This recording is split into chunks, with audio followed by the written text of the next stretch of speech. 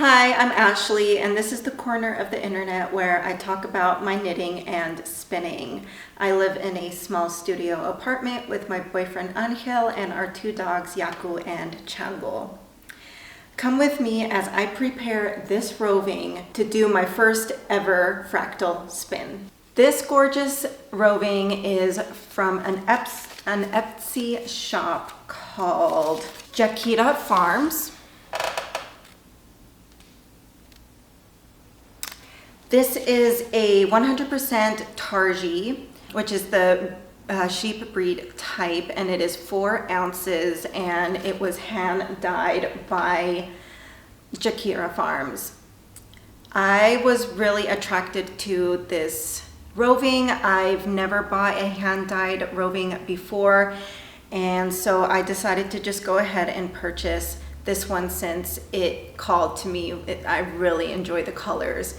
So I've never done a fractal spin before, so this is my first go at it. So I figured I'd take you guys along with me on the journey. So I'm gonna go ahead and split this roving in sections. So if you don't know what a fractal spin is, it's pretty much playing with the colors of a hand-dyed yarn. So it's a really great way to mix colors together in a way that it just mixes them more. So when I pull this apart, it's probably going to be in sections where it'll be yellow and then pink and white, and it'll continue that way. And so with fractal spinning, what you're doing is you're splitting the roving apart, and you spin one single in completion. So that one single that you split the roving from is going to be continuous. So that one is going to be the consistent color gradient changes that the hand dyer dyed it with, or how it was dyed. The second half that you split from the roving, you're going to split into, I think they say, from 4 to 6 sections, and you're going to spin those smaller sections one after the other. And in that way, if you think about it, when you split the roving in half, one of them, the color changes are going to happen much longer because you're spinning it from top to bottom in completion to how the yarn is dyed, or how the roving is dyed. The second half, since you split it up into several sections, you're going to eat through those quicker, and so the color changes are going to happen more rapidly. And so when you apply it together, let's say the first inch of it is pink. So the one roving that's the continuous single, it's going to be all pink for an inch, whereas the second one is going to go through several different changes within that inch. And so when you apply it together, it makes a really nice fractal look. And so it's a really nice way of mixing up the colors and getting more visual interest from the dyed yarn. So that's my understanding of what fractal spinning is from the very little bit that I've read on it.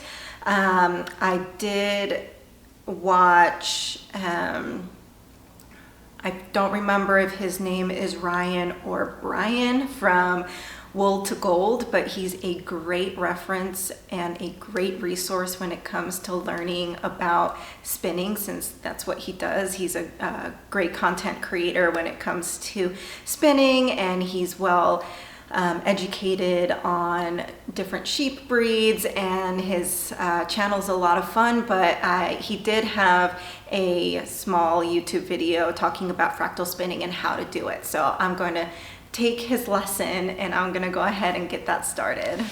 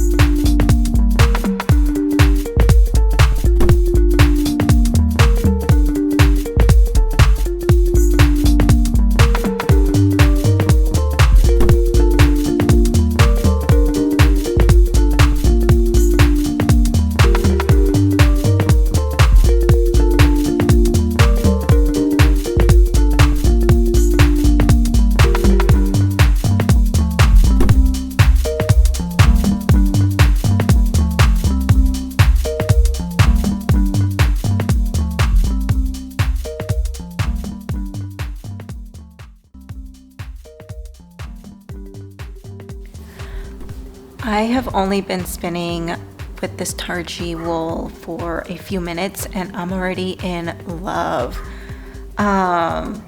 It is such an easy wool to handle compared to my last one, which I think was a little bit more difficult because it has a baby doll. It's the sheep breed called Baby Doll Face, and their wool is comparable to cashmere, which is kind of crazy. So the staple length is extremely short, and so it actually was a little bit more challenging for me to spin through that. And this just feels amazing. I can see why Tarji is really up there on the list. We'll see by the end of this spin, but it might be my favorite wool that I've worked with so far. So yeah, just gonna keep on working on this and I'll keep you guys updated throughout this journey as I spin up this fractal spin.